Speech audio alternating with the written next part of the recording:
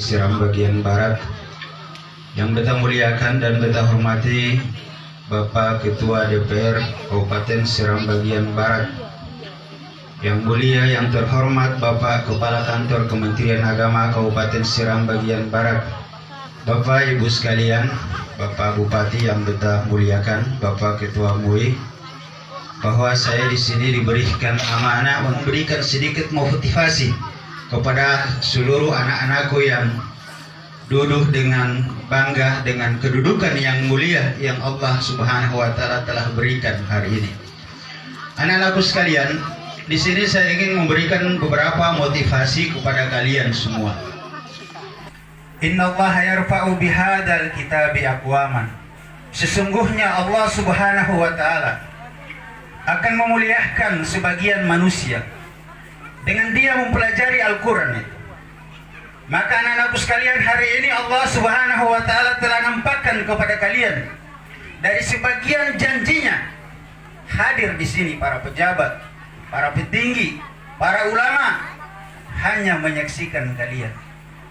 Bukan karena kalian ini berasal dari keluarga para bangsawan, bukan karena kalian ini berasal dari keluarga orang-orang yang memiliki harta kekayaan, para saudagar, para ulama, bukan wahai anak-anakku. Tetapi hari ini semua datang di sini karena mengagungkan isi Al-Quran yang ada di dalam hati kalian yang telah kalian khatamkan. Hari ini anak-anakku, kalian adalah yang terbaik. Kalian adalah yang terbaik. Allah Subhanahu wa taala mensifati kalian dengan al-khairiyah, sebaik-baik manusia. Khairukum man ta'allama al-Quran wa 'allamah. Sebaik-baik kalian adalah orang-orang yang mempelajari Al-Quran dan mengamalkannya. Maka hari ini anak-anakku sekalian, kita saksikan di media. Ada dari manusia yang cacat fisiknya, mudah usianya, berasal dari keluarga yang biasa-biasa saja. Namun ketika dia mampu mempelajari Al-Quran, menghafalkan Al-Quran, maka dia menjadi mulia di tengah-tengah manusia. Hampir terkenal di seluruh penjuru belahan bumi dan negeri kaum muslimin. Diliput dengan berbagai macam media. Mereka terkenal, mereka dihormati, mereka diagungkan. Mereka selalu didahulukan di tengah-tengah umat manusia. Itu bukan karena status keturunan mereka, tapi kekuatan mereka dalam mempelajari ilmu Al-Quran ini, anak-anakku sekalian. Maka ini menjadi motivasi untuk kita sekalian. Ini Allah Subhanahu wa taala nampakkan di dunia ini. Dari sebagian janjinya, banyak sekali sebetulnya janji-janji yang Allah Subhanahu wa taala janjikan kepada anak-anak yang mempelajari, dia semangat bersungguh-sungguh di dalam mempelajari Al-Quran. Allah Subhanahu wa taala mengatakan anak-anak ini, wa yadau ala ra'sihi ta'jul waqar. Nanti kelak di kemudian hari Allah Subhanahu wa taala pakaikan sebuah mahkota kemuliaan di atas kepala mereka. Wa yuksa walidahu hullatain.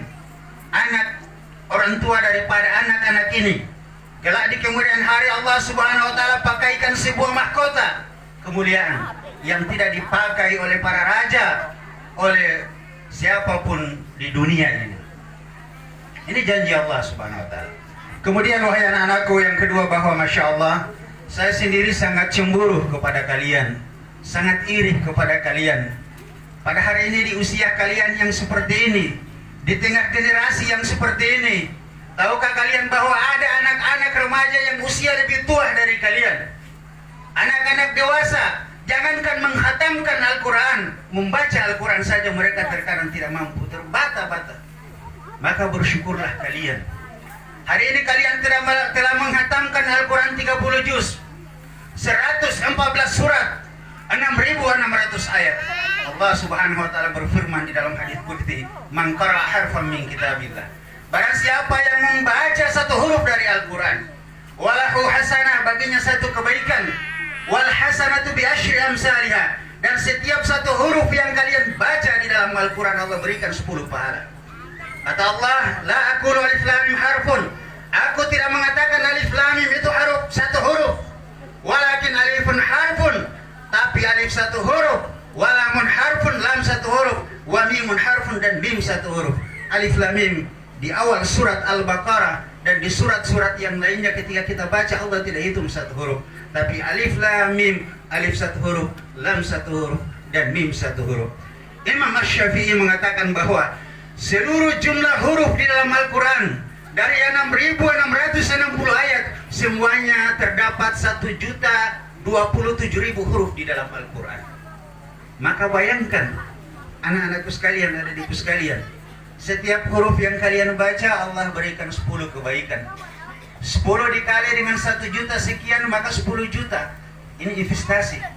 Ini harta kekayaan yang sangat besar. Yang kelak Allah Subhanahu wa taala akan perlihatkan sebagaimana Allah perlihatkan pada hari dari sebagian janjinya kepada kalian semua. Maka anak-anakku sekalian, Al-Quran ini datang dibaca dengan 2 metode. Yang pertama tadi mangkara harfa min kitabillah. Ini adalah metode qiraat. Janjinya Allah seperti itu. Kemudian metode qiraat ini artinya seseorang dia membaca Al-Quran hanya sekedar membaca. Dia terbata-bata bersungguh-sungguh bersusah payah sampai dia mampu menghatamkan Al-Quran. Itu namanya metode qiraat. Tanpa dia memahami tajwidnya, tanpa dia memahami maknanya, ini disebut dengan orang yang membaca Al-Quran dengan metode qiraat. Allah berikan janjinya mangkara harfan min kitabillah. Kemudian yang lainnya, Iqra'ul Quran, bacalah kalian Al-Quran itu kata Nabi. Innahu ya'ti yaumal qiyamah syafi'an li ashabi. Al-Quran ini akan datang pada hari kiamat syafi'an. Syafi'an ini Bapak Ibu sekalian datang dengan 2 penafsiran dan 2 keadaan. Yang pertama syafi'an itu adalah artinya menggenapkan sesuatu yang ganjil. Maka kata Abdullah bin Mubarak mengatakan bahwa innallaha yudnil mu'min. Ketika Allah panggil setiap manusia, setiap muslim itu sendirian. Ketika dia di sakaratul maut itu sendirian, maka datang Al-Quran menggenapi dia, menemani dia, menolong dia, memberikan syafaat kepada dia. Ya ayatuhan nafsul mutmainnah irji'i ila rabbiki radiyatan mardiyah, sehingga menjadi jiwa yang selamat tatkala dia menghadapi sakaratul maut.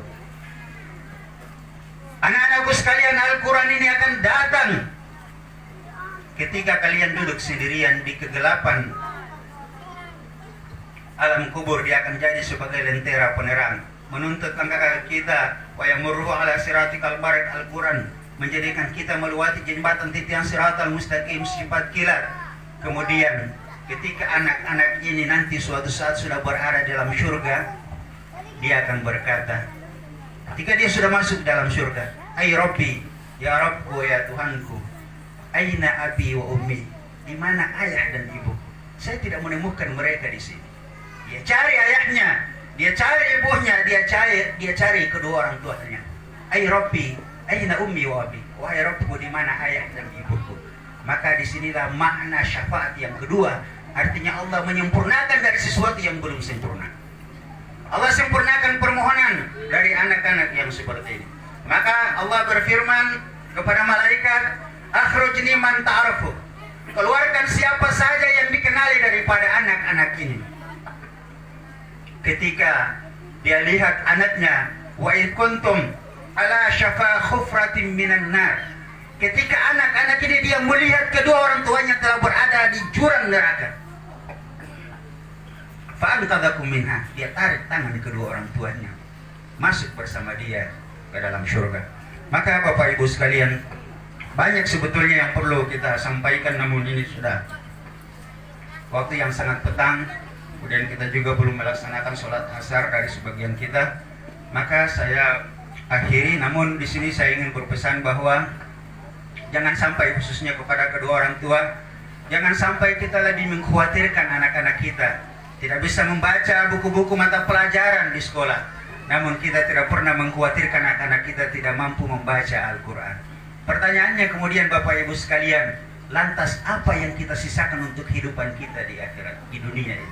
Apa yang kita akan tinggalkan untuk kehidupan kita di dunia ini setelah kita nanti menghadap Allah Subhanahu wa Ta'ala? Maka akhirnya saya memohon maaf kepada Bupati Seram Bagian Barat, kepada seluruh petinggi, alim ulama, seluruh orang-orang yang hadir di tempat ini atas segala khilaf dan kekurangan. Walaupun